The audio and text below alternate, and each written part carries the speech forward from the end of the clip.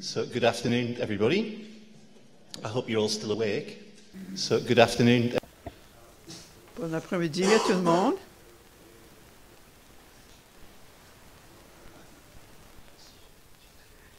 Comme on a déjà dit, aujourd'hui, on va parler des sans-abri et le travail de l'Alliance.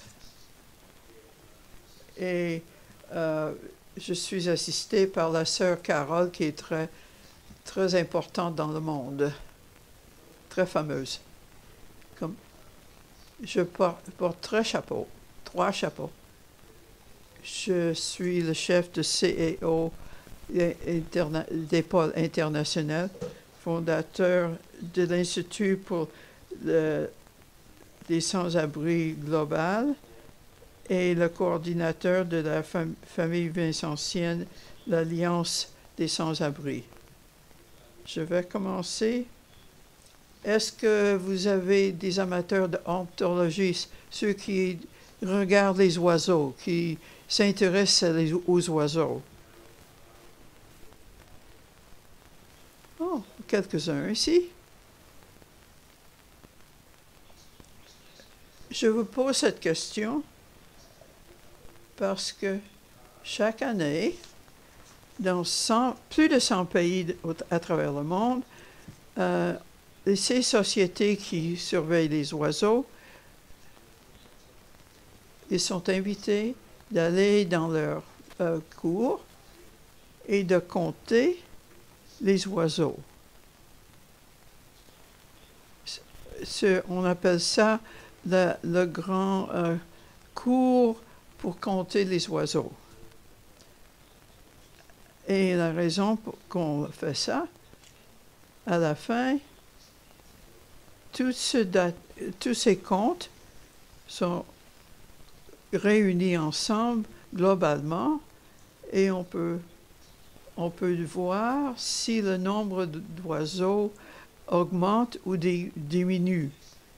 Pour les oiseaux qui sont en migration, si ces nombres diminuent, on va voir si c'est à cause d'une question naturelle ou c'est causé par les désastres du monde que les hommes ont fait, et prendre action pour corriger ce déclin et préserver les espèces. On fait ça c'est plus intéressant, on s'intéresse plus aux oiseaux et pas assez aux personnes. Mais on connaît plus sur les oiseaux que sur les personnes, parce qu'on ne compte pas les personnes, seulement les animaux. Comment est-ce que la famille Veen Alliance pour les sans-abri a commencé? En 2017, la famille vincentienne a célébré le 400e anniversaire de la crise vincentienne et a marqué ça par le choix de demander à la famille vincentienne globale de réfléchir et d'agir sur le passage de l'épître de Matthieu 25, qui nous défie accueillir l'étranger. Ceux qui sont dans nos pays ou dans l'étranger, ceux qui vivent dans les rues, qui sont dans les bidonvilles ou dans les favelas, souvent aux marges de la société et oubliés, ignorés ou exclus de ce qu'ils ont besoin pour faire une vie normale et pleine. Dans la famille vincentienne, il y avait un grand désir de mettre ces étrangers au centre de notre anniversaire et de lancer une initiative collaborative. Et ce point pour réduire ou possible et même exclure, arrêter l'exclusion des sans-logement de la famille vincentienne, ou dans les pays et dans le travail où les familles vincentiennes travaillent. après une réflexion, une consultation, il a été d'accord que l'initiative globale serait faite. Et peut-être que vous rappelez que je vais donner une petite introduction pour vous familiariser avec ceci. Et j'ai commencé ça en 1990, c'est pour ça que je n'ai pas de cheveux sur la tête. On a travaillé avec plus de 20 millions de personnes sans abri dans 7 pays. Et quand on parle de la collaboration, il faut se rappeler, ça a été commencé comme une collaboration. C'est un défi de la charité et la Société de Saint-Vincent-de-Paul qui ont créé cette institution. Et où vous allez dans le monde, vous verrez, les Lazaristes les Vincentiens sont directement impliqués là-dedans. Les valeurs vincentiennes sont au cœur de notre mission. Comme ça a grandi et accroît à travers le monde, on a eu des requêtes de beaucoup de pays pour des services pour ces sans-abri dans l'Amérique latine, l'Afrique, l'Asie, et on ne pouvait pas répondre parce qu'on n'avait pas la capacité à ce moment-là. Avec ça, dans notre idée, j'ai travaillé avec le père Dennis Holsheiser, qui était le président de l'Université DePaul à Chicago, pour établir l'Institut global pour les sans-abri, basé à l'université. Et c'est là qu'on peut entraîner les chefs qui vont prendre la relève de tout ça, et les programmes online, sur ligne, un practicum pour aider les gens dans 150 pays pour terminer les sans-abri et supporter le travail de l'Alliance dans notre travail avec les Nations unies. En plus,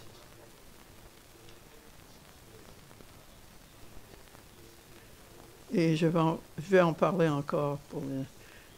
Quand on a créé cette idée, le premier travail était de définir ce que on voulait dire par les sans-abri du point de vue global. Ces définitions ont été maintenant utilisées par les Nations unies et d'autres agences c'est un problème très compliqué. Mais si vous regardez sur le website, vous allez voir que c'est déjà là et que c'est bien expliqué.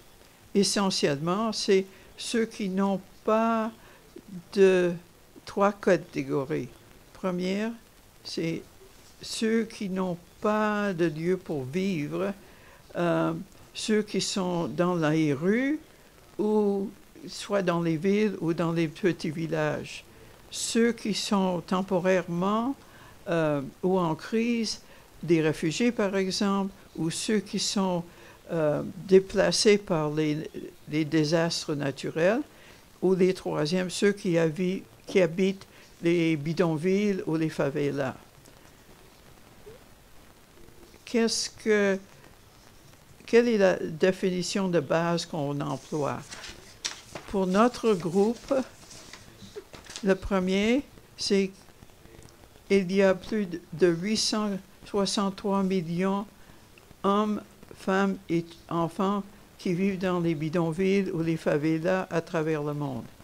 En 1950, il y avait seulement 746 millions qui vivaient dans nos villes. Mais maintenant, c'est 3,9 milliards en 2014.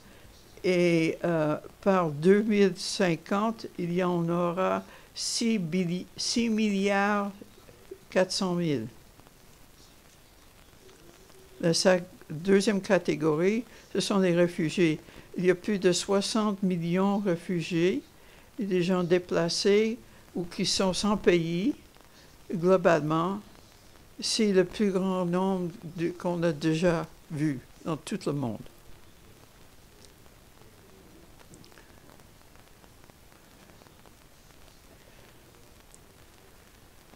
Et après, troisièmement, le grand nombre de gens qui sont sans abri dans les rues à travers le monde, qui ont le plus grand estimé qu'on peut faire depuis 2003 par les Nations Unies, c'est on est en train de deviner un peu.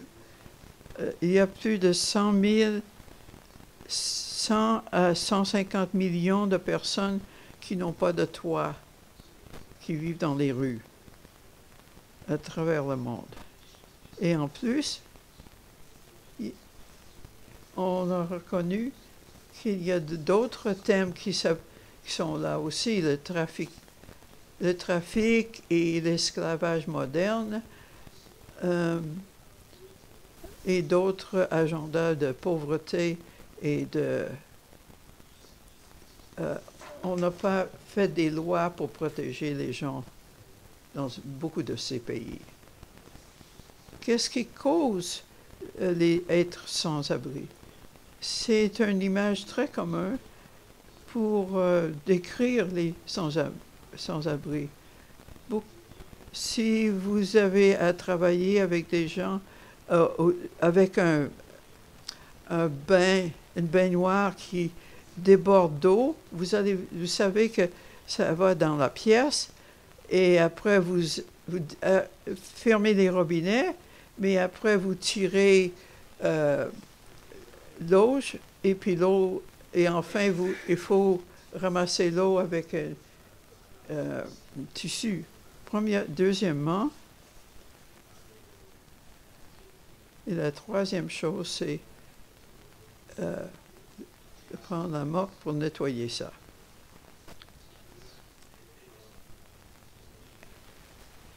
Et vous voyez que c'est là où les gens arrivent, au fond de la baignoire, il y a où l'eau et ça va grandir. Les camps de réfugiés se remplissent et ça continue, ça déborde et ça continue parce qu'on ne trouve pas le moyen d'arrêter, de laisser passer l'eau, par exemple, dans la baignoire pour que ça se vide. C'est la même chose avec les réfugiés. Ils arrivent, mais on n'a pas la capacité de les réintégrer dans le pays. Si vous voulez terminer les abris, il faut empêcher le fait qu'ils deviennent sans abri au commencement. Mais il faut un investissement dans le monde pour pouvoir arriver à contrôler tout ça.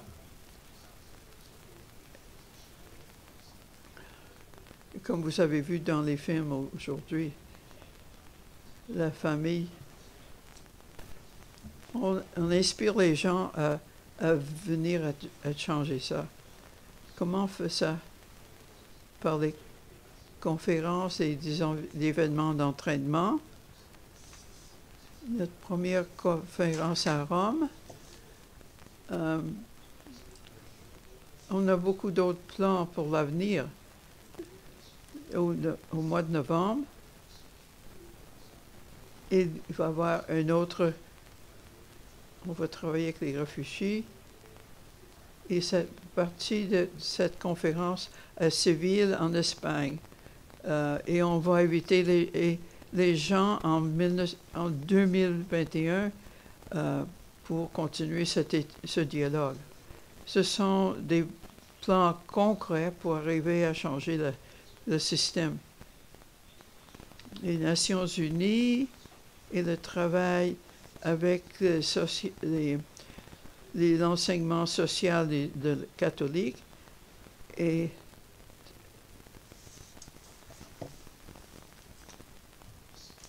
Cette photo montre le père Guillermo Campesano et le membre de l'AIC à une réunion en 2018 au UNO et on travaille à l'Assemblée pour adresser la question des sans-abri qui n'a jamais été un sujet important aux Nations Unies dans toutes ces 74 années d'existence.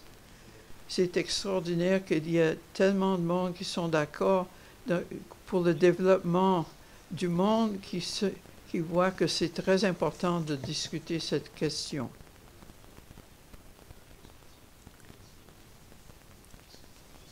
C'est la première fois qu'on en parlait à aucun niveau aux Nations Unies. Ce sont les Vincentiens qui ont commencé à aborder cette question.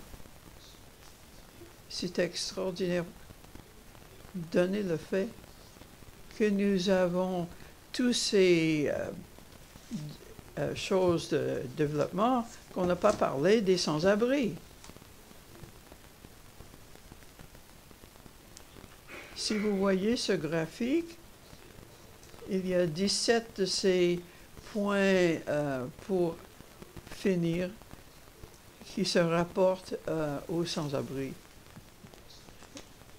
Le premier, et on va éradiquer la pauvreté dans toutes ses formes. Mais comment... La pauvreté, c'est une question relative. Ça veut dire qu'on voudrait terminer la pauvreté des gens qui vivent dans la rue aussi. Ça fait partie de tout ça. Et le troisième, assurer que les vies soient en bonne santé et promouvoir le bon bien-être de tous les âges. La question de santé. Et on voit que pour ceux qui sont sans abri, la question de santé et de bien-être n'existe pas. Ça diminue la santé et ça devient encore plus compliqué. Le manque d'égalité, et ce sont les gens qui reçoivent le moins de services à cause des gens. Et finalement,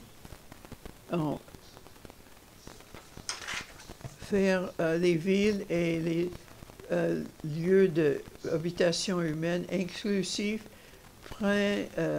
qui sont sans danger et qui peuvent se soutenir. Ce sont les buts pour faire... Ça doit inclure que chacun aura un abri. Mais on parle... Et c'est la famille vincentienne encore qui a développé ça. Dans 3 semaines de cette année, sans abri,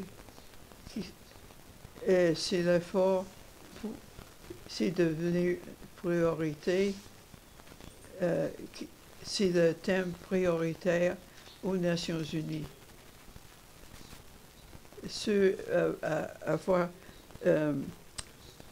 la première fois dans l'histoire aux Nations Unies qu'on va parler des sans-abri et comment on pourrait avoir... Et tout le monde dans le monde, tous les pays dans le monde doivent mesurer combien de sans-abri ils ont dans leur pays. Le secrétaire général des Nations Unies veut vraiment pousser cette question. Si on peut avoir,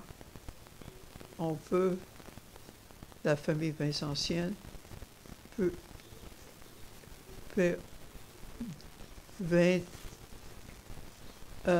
réduire ou arrêter par l'année 2030 si tout le monde travaille ensemble pour faire ça à travers les Nations Unies. Maintenant, c'est Sœur Carole qui va continuer. Dans 2017, la famille vincentienne a fait un symposium, a réuni des théologiens, des pratiques, ceux qui pratiquent et qui écrivent les lois ici à Rome, à réfléchir sur les sans-abri avec la tradition de... C'est la première fois que ça a été... On a mis de nouveaux textes dans cette question depuis 1980. On est très reconnaissant que la famille vincentienne au Vatican a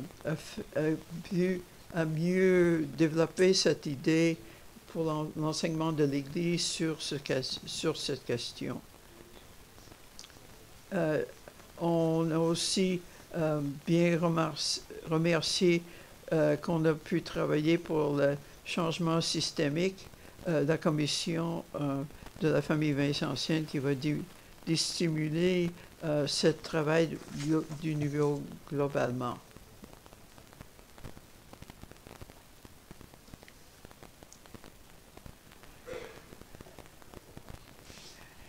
Merci pour demander. Sœur Kathleen Appler ne pouvait pas venir. On m'a demandé il y a quelques années de joindre le conseil d'administration de l'Alliance des sans-abri.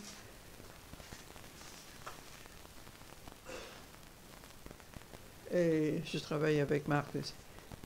C'est un grand plaisir pour moi de faire partie de ce programme et cette initiative très importante pour ceux qui sont les plus vulnérables parmi nous. Nous avons un but ambitieux de terminer les sans-abri et le FHA commençait à réfléchir comment on peut arriver à faire ça dans une façon pratique qui serait partie de notre charisme. On avait seulement à regarder dans les livres dans Saint-Luc que Marie et Joseph ont été exclus dans leur grand moment de besoin. Il n'y a pas de logis pour vous. Chaque année, on s'est rappelé ça. 1,2 milliard se trouvent dans la même situation. Des gens qui sont toujours renvoyés des frontières de leur communauté, un abri sauf, et des gens qui sont en despair pour trouver de l'aide, où commencer. Et on regarde à Saint-Vincent pour trouver comment on pourrait travailler pour réussir à améliorer ce problème. On a trouvé l'inspiration dans le travail de Saint-Vincent-de-Paul a fait pour les sans-abri de son temps. Et on a besoin de remercier le père Bob Maloney pour sa recherche dans ce domaine qui est en ligne et dans la traduction sur le website. Je vous conseille de regarder là. Une idée qui précédait son temps, Louis XIII est mort en 1643. L'équivalent d'1 milliard de dollars a été legs à Saint-Vincent-de-Paul pour son travail.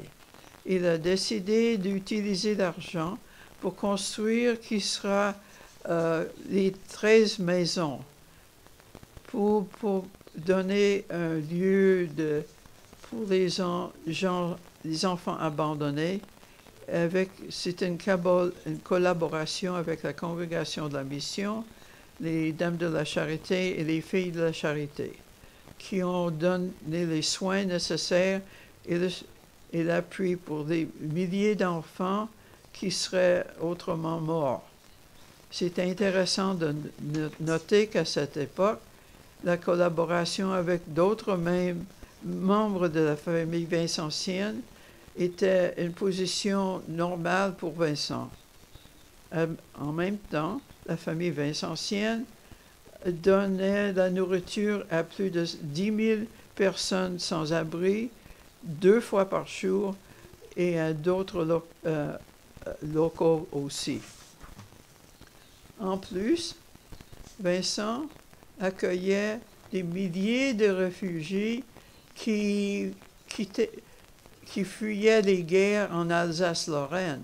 Le frère Renard a fait 58 visites.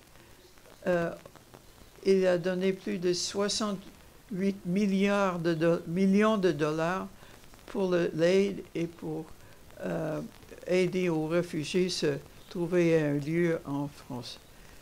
En collaboration avec les premiers de famille vincentienne, il a créé le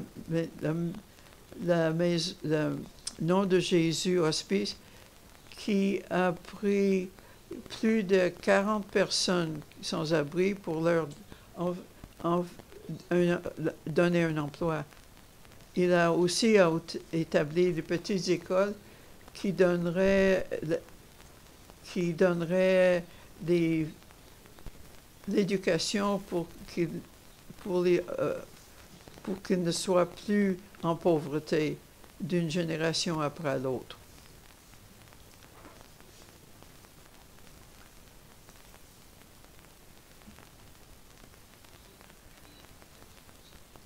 En donnant vie aux 13 maisons, on voudrait bien donner une maison pour 10 000 personnes à travers le monde et dans 151 pays où la famille vincentienne travaille. Il n'y a pas de règle comment ces 13 maisons vont rassembler dans votre pays, aussi bien qu'ils s'adressent aux besoins urgents et aux long terme et aux changements systémiques. Peut-être ce serait des maisons actuelles ou même des centres de jour ou un lieu où on peut donner la nourriture ou éducation où on cherche une solidarité, une collaboration locale. Et je crois que les gens qui sont en place, ce sont les meilleurs pour décider comment avancer le projet. Ceux qui sont sans abri, il faut les écouter et les comprendre. Et c'est très nécessaire pour faire un projet qui va réussir à résoudre le problème.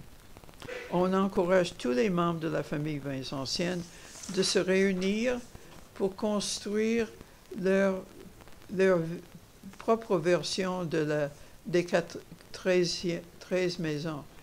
Mais on comprend que ce ne sera pas seulement 13 maisons dans chaque pays, mais ça va s'adapter aux besoins du pays. Et il y a des circonstances différentes. Peut-être les ressources qui sont disponibles, proximité aux villes où sont les Vincentiens. Il y a d'autres choses à considérer. Les 13 maisons devraient être comme une allégorie qui fournissent les vrais choses qui tenaient pour et que ce soit sauf une communauté, que ce soit chaud, à donner l'espoir pour l'avenir. Il y a beaucoup de façons comment vous pouvez faire cette campagne. Et toute aide que vous pouvez donner est appréciée. C'est un appel global à l'action qui ne sera seulement entendu une fois que toute la famille vincentienne s'y met. premièrement, ce serait de construire 13 maisons, mais que ça peut être ambitieux.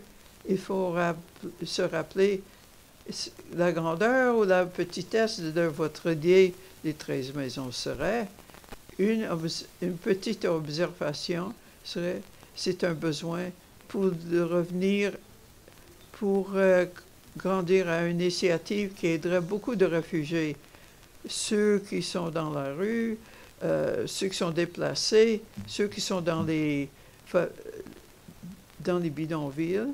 La famille Vincentienne Alliance donne une plateforme, construire un village qui aurait 13 maisons pour les pauvres,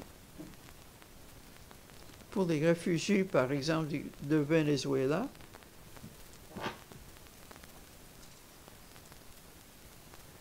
L'Alliance, au mois de novembre, en Madrid, on a la joie de voir le travail de la famille Vincentienne dans cette région.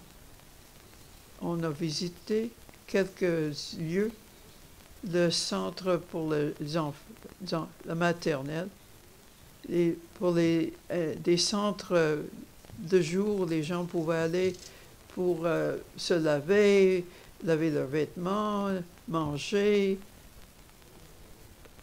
Où est-ce qu'ils peuvent aller pour seulement relaxer un peu, pour essayer de trouver du travail, avoir les services sociaux dont ils ont besoin. Même pour avoir soin de leurs pieds.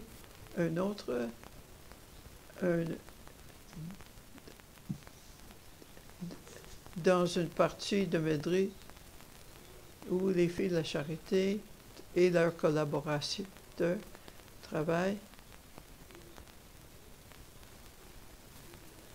ont changé des bâtiments pour des appartements individuels pour les réfugiés. Et les sœurs vivent dans ces maisons-là aussi pour aider ces gens à changer leur vie. Ce sont quelques exemples.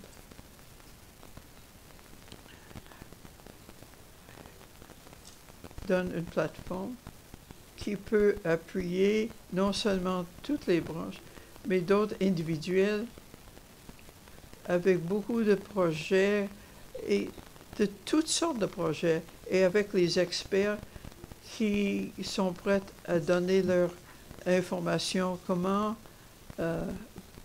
et on a ça en ligne et vous pouvez demander par le website ou pour d'autres social médias et poser des questions, mettre des photos. Et l'Alliance, vous pouvez discuter avec les projets que vous avez déjà faits ou on veut indiquer combien de projets des 13 maisons on peut faire à travers le monde. L'autre est des fonds. On peut donner l'argent pour des fonds pour appuyer des branches qui sont plus pauvres pour recevoir l'aide pour faire leurs projets eux-mêmes. Plusieurs pays ont déjà demandé, ont déjà offert leur appui pour aider les autres pays dans les autres pays aussi bien que le leur. La congrégation de tout le procès pour avoir l'argent où vous pouvez être volontaire et partager ce que vous êtes expert pour aider pour réaliser ce projet à un autre niveau. Une autre option serait de parler pour le changement, pour rendre conscience aux gens en partageant des articles sur médias.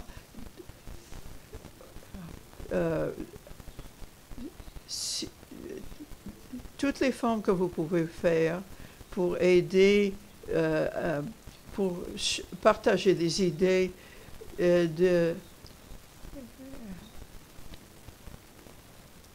et comment on pourrait donner des logements à ces gens-là, les réfugiés, les sans-abri, ceux qui sont dans la rue. La famille vincentienne est ingénieuse dans son travail, avec beaucoup de compassion, pour travailler ensemble. On peut finir cette question d'être sans-abri, une maison à la fois. Je veux montrer une carte. On a déjà parlé un peu de ça.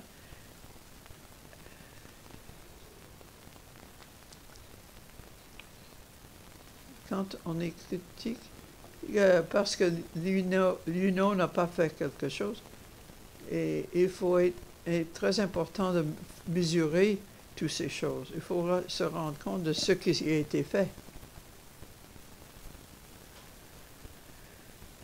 On parle trop vite, c'est pour ça qu'on lui dit d'aller plus doucement.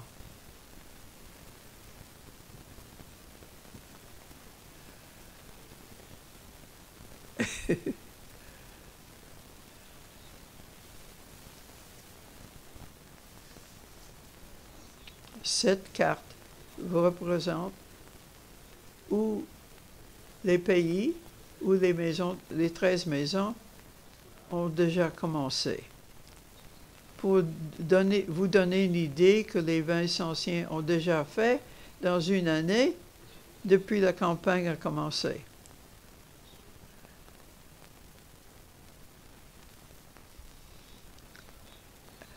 On est encore au stage très jeune de prendre compte de ce qui s'est fait. En octobre 2019, l'Alliance a eu l'information sur 37 projets, une étape de développement dans 22 pays. Et comme campagne, est dans tous les continents, Afrique, Asie, les Amériques, Europe et la Méditerranée et les îles du Pacifique, comme vous pouvez voir sur la carte. Depuis jusqu'au 2019, il y a plus de 527 maisons ou abris.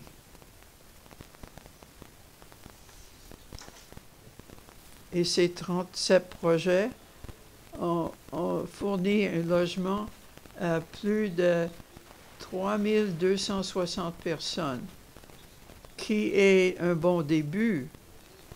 Et quand notre objectif est de 10 000 personnes qui ont un abri. Et le nombre de 3260 est un estimé. Pour quelques projets, on comprend clairement qu'il y a, on sait combien de personnes on est en train d'héberger. Mais il y a des projets pour une maison pour les catastrophes naturelles, comme Mexique et Guatemala. Aussi, pour les actions concernant améliorer des maisons dans des régions de conflit, Palestine ou comme à Madagascar, ou des projets pour les gens qui sont en risque d'être sans abri. Pour les étudiants d'université aux États-Unis, d'autres projets on se demande des estimations. Et ce qu'on a appris déjà, et on change de personnes qui vont donner l'aide. Par exemple, des abris temporaires en Ukraine ou des camps de réfugiés en Pérou ou au Rwanda, ou des victimes de trafic, surtout, par exemple, en Espagne.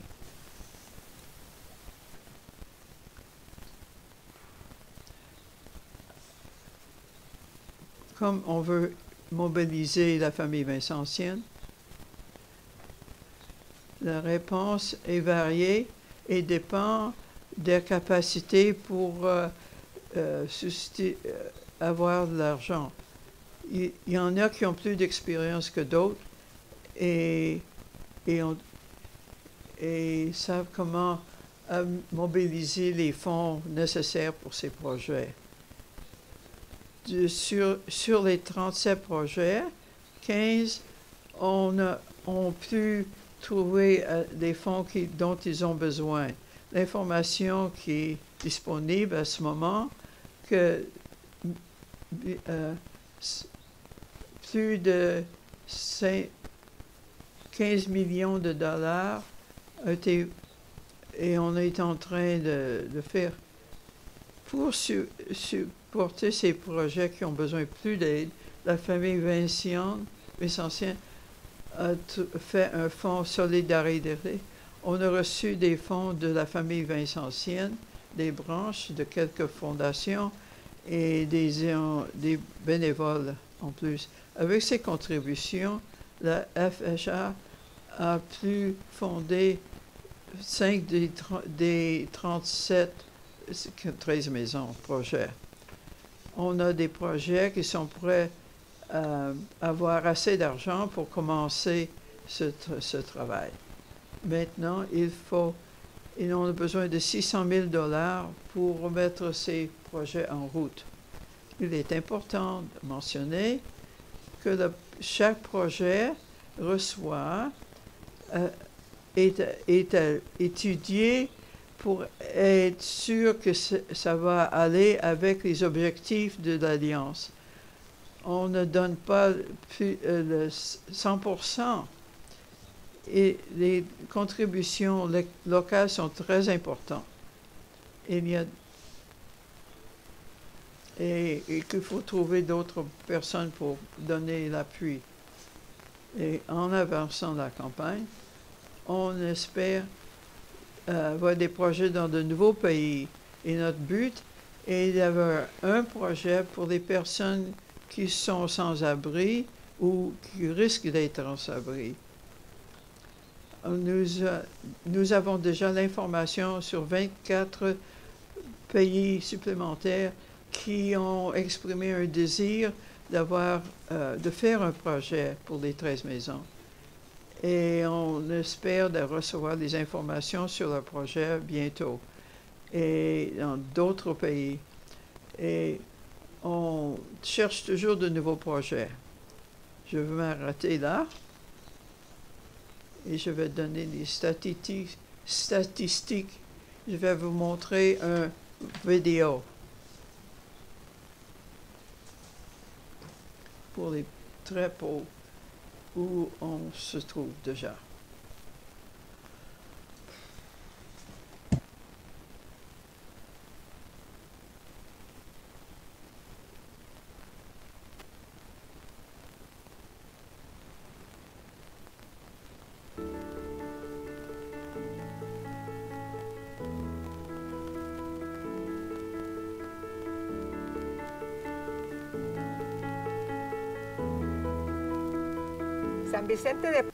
Saint Vincent de Paul était un prêtre. Vous avez la traducción.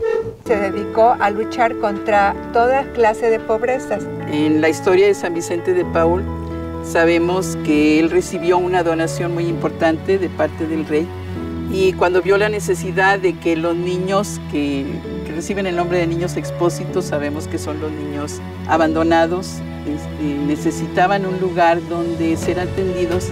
Bueno, estudiando ese asunto con los que en aquel momento compartían su misma actividad, decidieron construir 13 casas y al mismo tiempo que se dio una oportunidad de mejor atención a los niños expósitos. Fue un proyecto muy grande, por eso también San Vicente de Paúl es reconocido en muchos lados con niños, porque ahí se dedicó desde 1638 a 1644 a atender a los niños expósitos, los niños que nadie quería. The 13 Houses campaign is part of a much bigger initiative called the FAMVIN Wellness Alliance, which brings together all parts of the Vincentian family around the globe to celebrate the 400 years of the Vincentian charism. Our aim over the next 3 to 5 years is to house 10,000 people in the 151 countries in which the Vincent de Paul family works. Una de las experiencias que más me han emocionado como voluntaria vicentina ha sido el trabajo y el contacto que hemos tenido con las personas de Hueyapan, las personas de aquí, porque hemos vivido con ellas su drama de haber perdido sus viviendas a causa de un terremoto que hubo en el 2017. El 19 de septiembre yo estaba en el mercado. Mi niño acaba de salir del preescolar y fuimos, fue un martes, yo recuerdo, fue un martes, fuimos a comprar la despensa. Entonces estábamos en el mercado, un poco afuera del mercado, y empezamos, que empezó a temblar. Y nos quedamos ahí, por seguridad nos quedamos ahí. Entonces adentro del mercado se empezó a caer el escombro. Nosotros nos encontrábamos en la iglesia de aquí del pueblo de Hueyapan, era a la 1 de la tarde. Cuando inició la misa, ya después se sintió pues el movimiento y pues todas las personas salieron. Estaba afuera dentro del atrio, y las personas salieron y ya pues sentimos el movimiento y ya pues todos así con el miedo, pues estaba temblando. El día del temblor estaba yo aquí en Hueyapan, con mi mamá, con mis sobrinos, y sentí horrible porque todo se empezó a mover.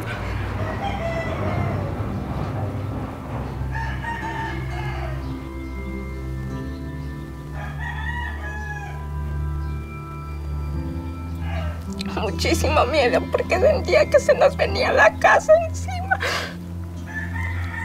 Y con todos mis sobrinos aquí alrededor, estaban chiquitos.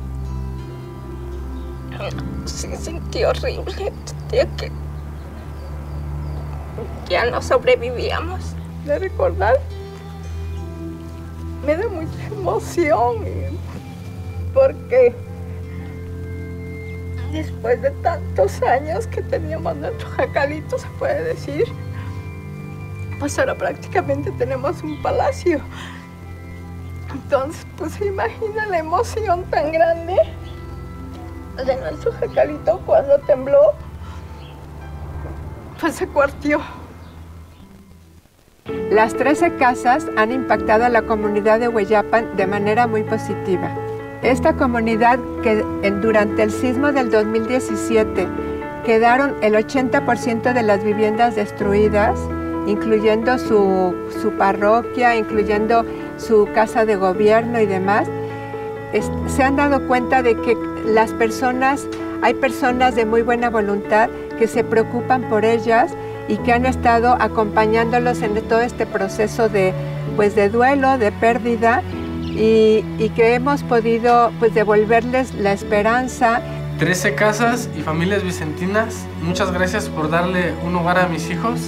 Bueno, pues quiero darle las gracias ahora sí de todo corazón y que Diosito los siga bendiciendo a las 13 casas de la familia vicentina por apoyarnos pues con nuestra casita. Gracias a ellos, pues ahorita ya vamos a descansar, ahora sí que pues tranquilos dentro del techo, que Dios los siga bendiciendo, que les dé mucha salud y pues que sigan adelante apoyando, porque yo creo que las familias vicentinas pues tienen un grande corazón. Gracias. Esta obra de la construcción de las 13 casas ha sido la primera experiencia que hemos tenido en México de colaboración de todas las ramas de la familia vicentina. Y ha sido una experiencia maravillosa porque nos hemos dado cuenta que uniendo esfuerzos se pueden lograr cosas verdaderamente trascendentes e importantes para mucha gente. A veces los necesitados nos dan tanto más de lo que nosotros les damos. Creemos que los estamos ayudando Y lo que ellos nos dan nos llena de una manera que no tiene precio.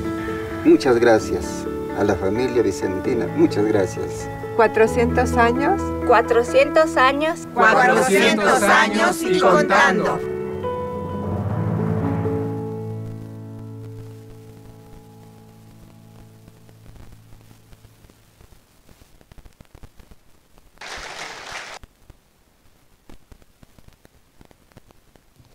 Thank you. All of this film and all of the material.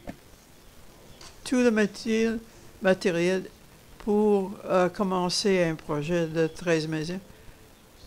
Tout le monde va recevoir un memory stick qui va avoir tous ces détails. C'est dans toutes les langues.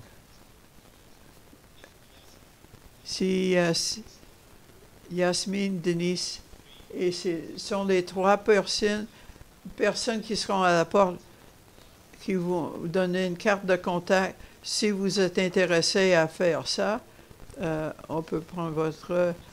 Merci. Et Sœur Marie a des questions à donner.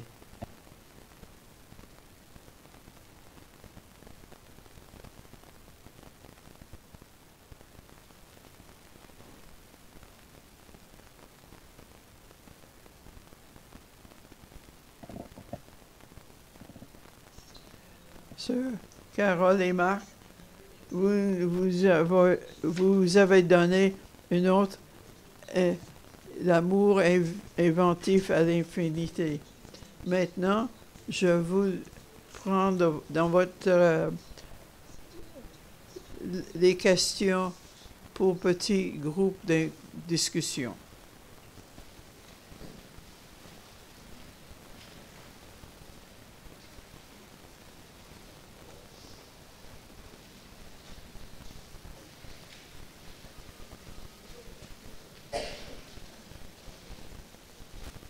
They are also up here on the screen if you...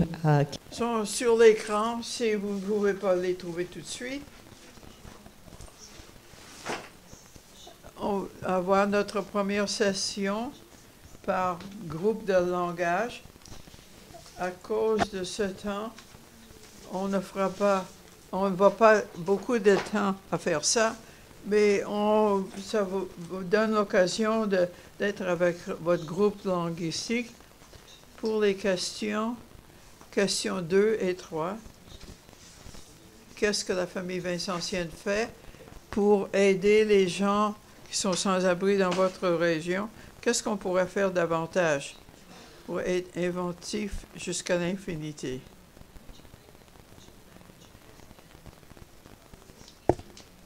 Pour ça, le conseil exécutif va vous emmener pour avoir votre conversation. J'invite les membres du comité exécutif de venir, qui ont les papiers avec les indications où aller pour ces groupes. Laurence, Ricardo.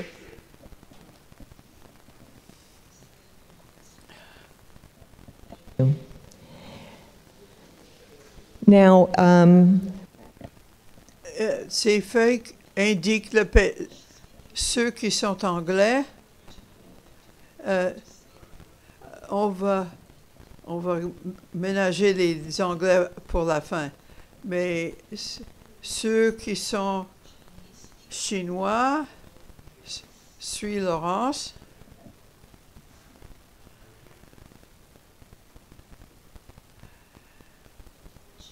Portugais, Ricardo. Venez, venez, quand on appelle le groupe, venez.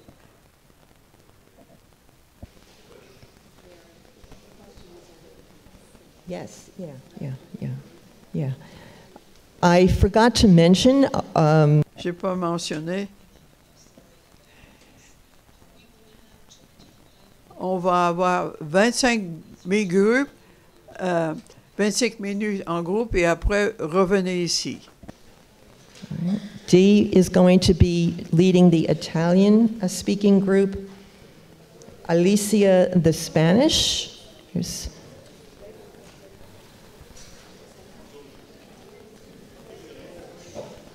and Francois, the French.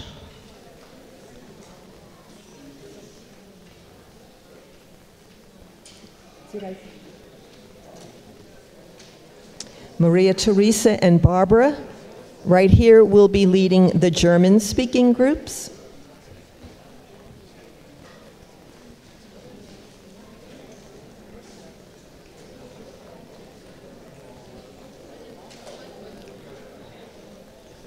Now, the English-speaking groups are going to be here in the auditorium, and we have set up chairs in many